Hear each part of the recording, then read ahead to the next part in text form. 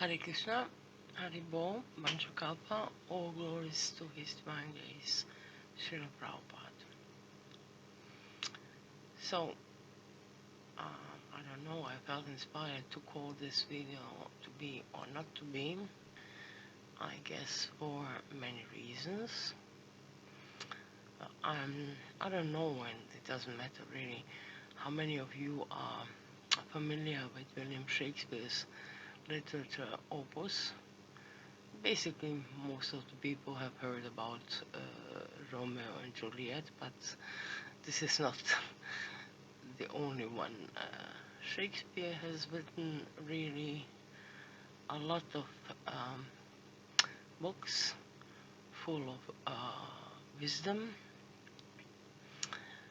reflecting human nature, society, lots of about wisdom, about his insights and reflections about the human nature, especially in anger, greed, lust, and grief. Yes, the sentence "to be or not to be" is from his play Hamlet.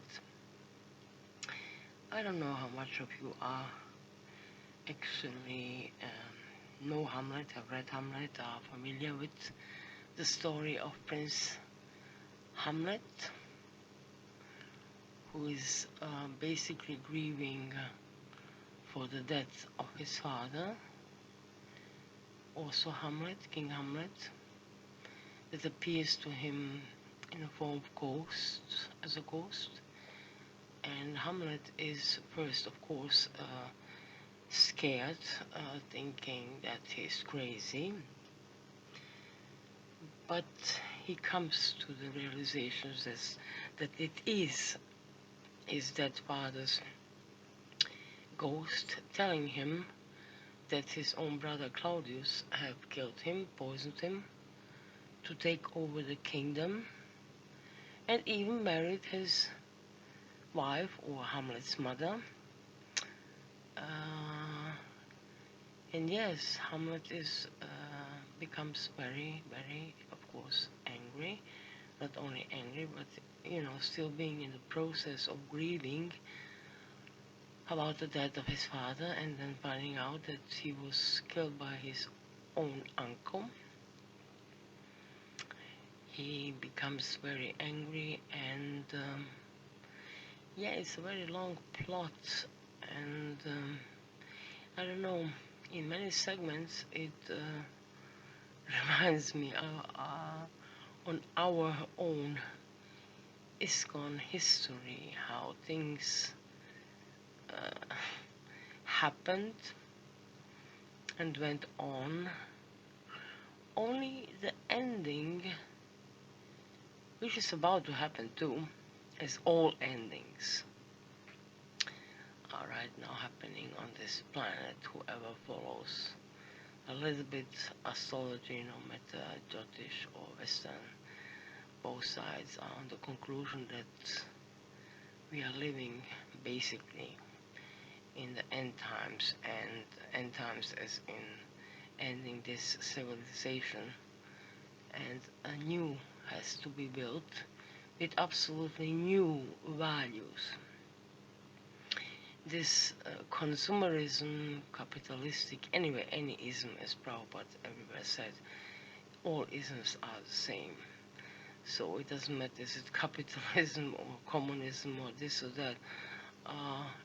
It's just exploiting people's ignorance and desire, of course, being in Kali Yuga, in Maya, in illusion, exploiting their desire of sense gratification, wrapping it in different kind of forms. No matter, it doesn't matter. It's the end goal is always to enslave everyone and to keep them in Maya, in illusion, for the sake of a small group of people to rule the world this way or that way.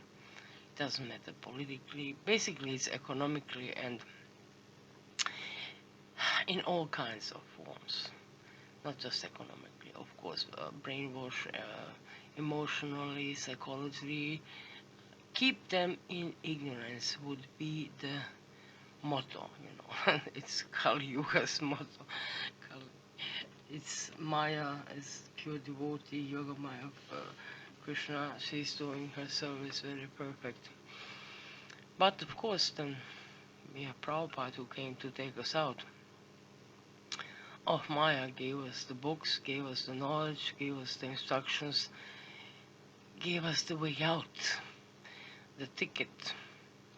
But in the meanwhile, so much drama happened. Drama even happened, of course, while Prabhupada was present in his Vapu form.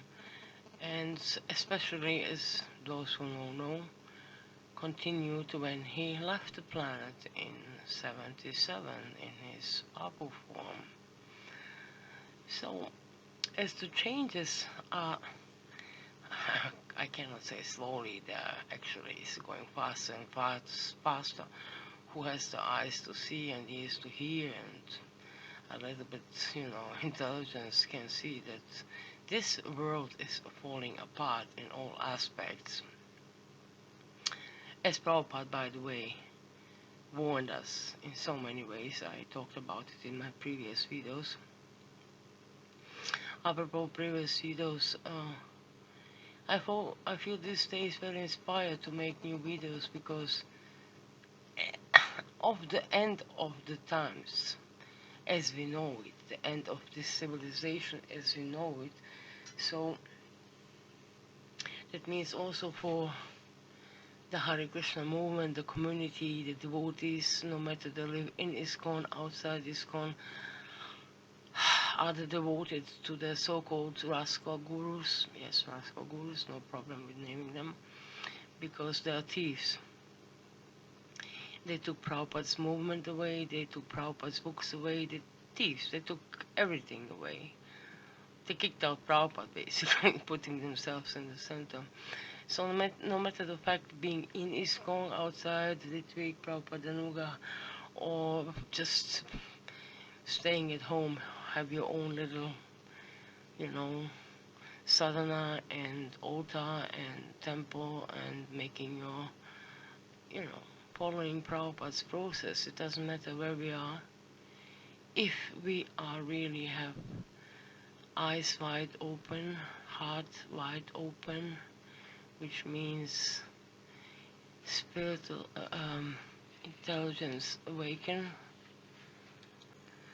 Radha Krishna and Prabhupada will give all those who are sincere the intelligence to see what is actually going on. The time really doesn't matter. The story from the Bible came into my mind. There was a storm coming and farmer, vineyard, he had 2 workers, and then he realized that the storm is coming closer and closer, and he has to employ more and more workers to help. So the storm coming closer and closer, he employed even more and more. He, in the last 15 minutes, 10 minutes, he employed even more. So they got the harvest saved, and at the end of the harvest, he gave salary out to all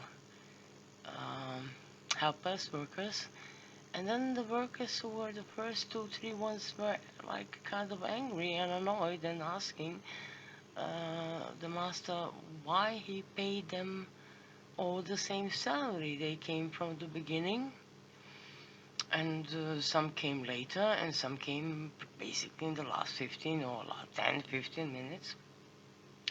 How come you gave them all to us the same salary?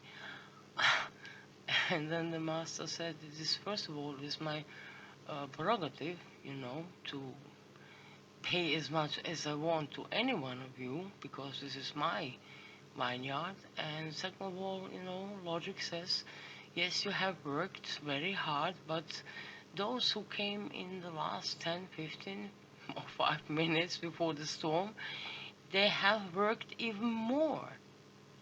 Logic. Anyway, so it doesn't matter in the last 40-something years, I mentioned it also in my videos, uh, some are still where they are since Prabhupada left us in his Vapo form. Some to the years took them 5, 10, 15, 20 years. They came to the truth because they were sincere, you know. And I can see, being on Facebook most of the time, there are people, devotees, 1 or 3 devotees who are waking up with so much information now out there that something is wrong, you know. And thank God so many devotees have engaged themselves in distributing original Prabhupada books. And so much preaching is going on, sincere, nice, wannabe devotees who really are educating and opening eyes and hearts to many, no matter just fresh coming souls, sincere souls, or to the old souls, old in terms being also for quite some time, long time, for decades, with ISKCON, yeah, doing a great job and waking up people. So it doesn't matter if someone, you know, the thing is wake up people. And then back to Hamlet, you know, those who know Hamlet, and the moment he found out that his uncle killed, poisoned, his father, to the point, to the end, you know, it's a huge plot with so many twists and up and down. One may ask himself, why took him so long? He had opportunities to, let's say, revenge, as he immediately felt this when he was aware of the fact that his uncle killed his father, to do revenge. But it took him so long. And this also reminds me of many of us, you know. We are just at the end of the day, we are just humans, you know. And we have to go to our own karma processes and realizations every one of us needs. It's time to be ready, let's put it this way. Like Arjuna, you know, he had to be ready. This is what's the Bhagavad Gita all about. Yes, Arjuna stand up and fight, but before he came to the point, Krishna had to tell him the whole Bhagavad Gita as we know it, right? To explain him the whole nature. So we all need our time. And the time is pretty much now. I know I'm repeating this end of the world as we know it, please. As we know it, this civilization has to go down because Lord Chaitanya Mahaprabhu's golden age, as Prabhupada described it and many other Goswamis, and you know, it has to happen and it will happen, and it's unstoppable. And it is very logical that right now, right here, looking at the world globally, karmi, non-karmi, whatever religion, spirit, and movement, so also, of course, for us who are connected to Prabhupada in any way, we are aware, very aware, I guess. I am. This has to end. So all old has to be destroyed in order to build a new civilization. Lord Chaitanya Mahaprabhu's golden new age, where Prabhupada said, my books will be for the next 10,000 years, the law books. As for me, it's, I don't know, also, I'm puzzled which part of only this one sentence um, people don't understand, referring to the book editing, book editing, changing Prabhupada books. These are not the books that will be the law books for the next 10,000 years. It's Prabhupada's original books that will be the law books for the next 10,000 years. Lord Chaitanya Mahaprabhu's golden age. This is our huge opportunity, no matter who of us will survive the catastrophes that are about to happen, already happening, and more to come. Either we will survive in these bodies, or we'll be fortunate with the small sevas that we do, and only can pray to Prabhupada and Radha Krishna to be born in this new golden age already in established Vaishnava families. This is, for me at least, this is something I really do pray for. So,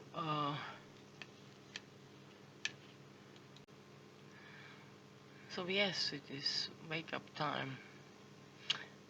Wake-up time for those who are ready. I don't want to go into this one, but I wanted to, on comparison again, to the example of Lord Jesus' life,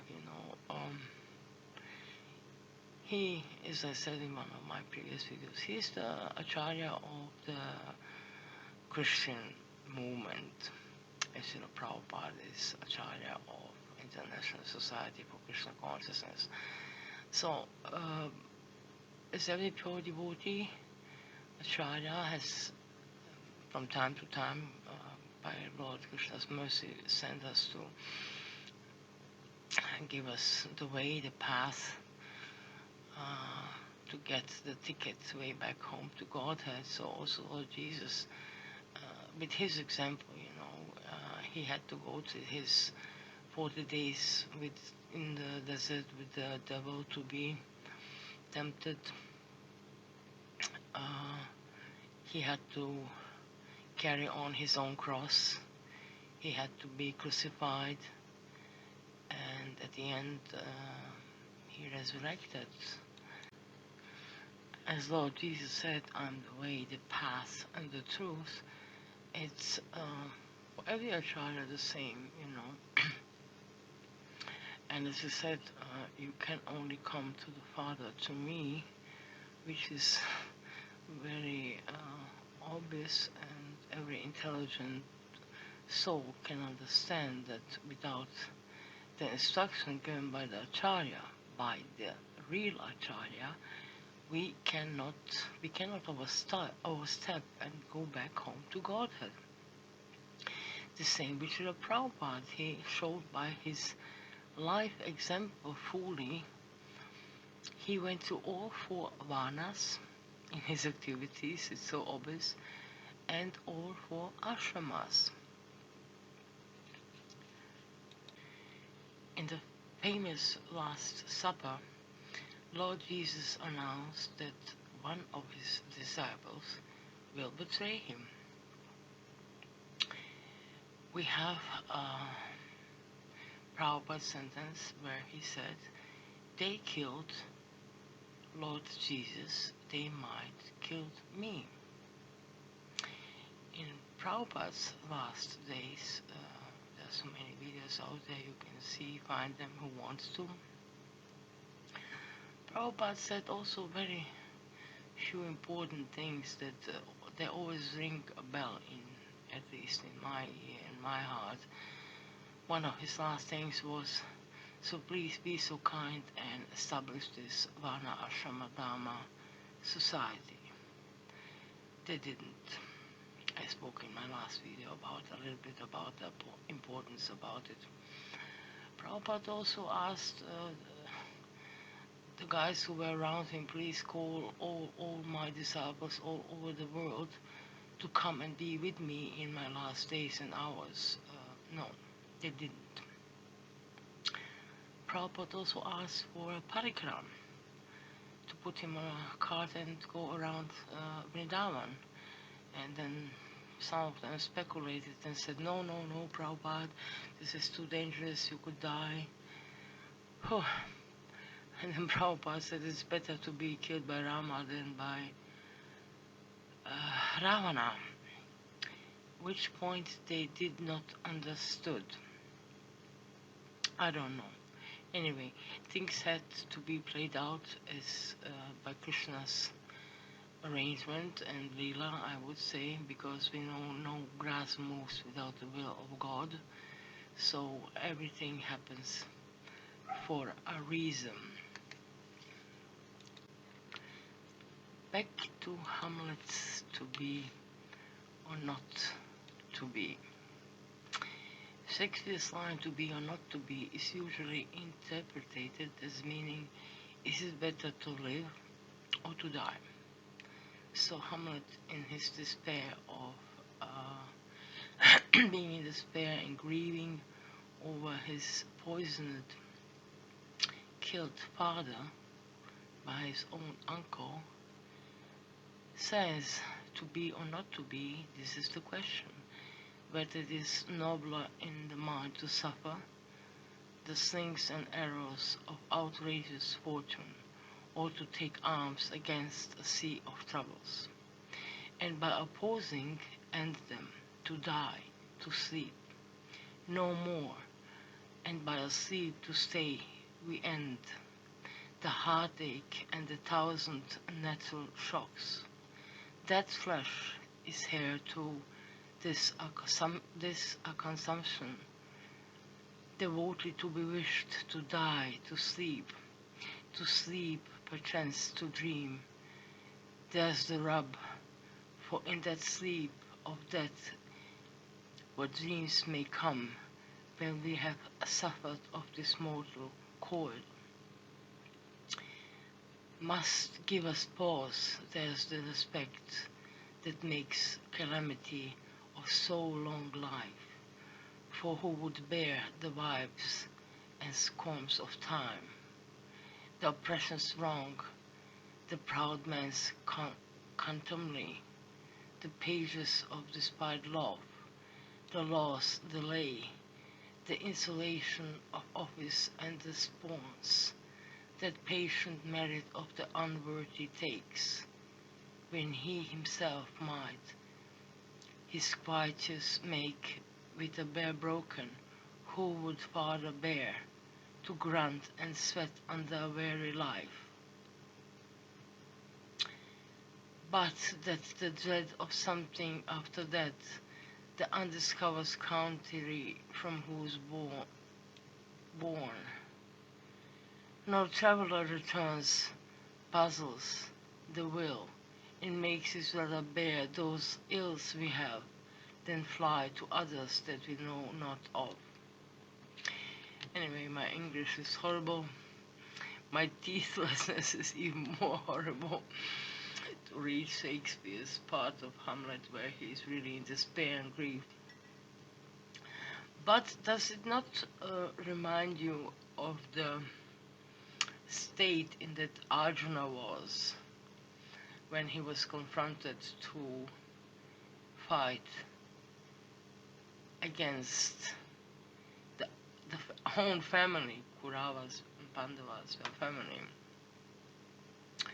So Hamlet in all his grief, and then, as I said, it became his anger and despair, what to do, to revenge, to not revenge, you know. It's pretty much Arjuna's dilemma. It is our dilemma, I mean, I guess, for all those who sincerely seek to wake up in the relationship, eternal relationship with Radha Krishna and Srila Prabhupada, you know, for all those of us who know all what we know. Many are still sleeping. Well, Krishna is fulfilling all desires, so. But for us who know and kind of awake and aware of many things that happened. What to do? Yeah, Hamlet is also, as I said in the beginning, with a lot of plots, ups and downs, and at the end everyone dies, even Hamlet, and the uncle and the mother and his big love, and yeah, it's in the Mahabharata anyway. At the end, everyone dies. At the end, everyone in the Leela dies. But the duty of everyone involved had to be done. So the question, actually, I don't know, question to myself and to everyone else out there, sincerely carrying Srila Prabhupada in their hearts, which means his instructions, his original books, is what is my duty? What is our duty in all this mess that we have going on in the end days of this so-called civilization? This is no, of course, we are aware this is not human civilization. It is below many barbaric civilizations that we have read or knew through the history. It is lower. The things that are going on right now on this planet are beyond what Prabhupada called, I don't know, Rakshasas and Nachas, and Srila is good, but below. So, what is our duty right here, right now to do? To bring back as much as possible Srila Prabhupada back into the center, everywhere. ISKCON, I'm sad and sorry to say, I don't see much hope for the movement per se. The corruption and the deviations and the cheating, lying and everything, and the brainwashing, you know what I mean. It has gone so far. I don't see hope there. But there's hope for every one of us individually. What are we gonna do? Yes, we are again and again in Arjuna's position, confused, bewildered, what to do, what action to take. But then we have to go back to the Bhagavad Gita, I don't know. Again and again reading, realizing, thinking back, especially us older, let's say older in, not just in age, but in being in Krishna consciousness, to make decisions, to be or not to be, what it's gonna be for me, for you, for all of us.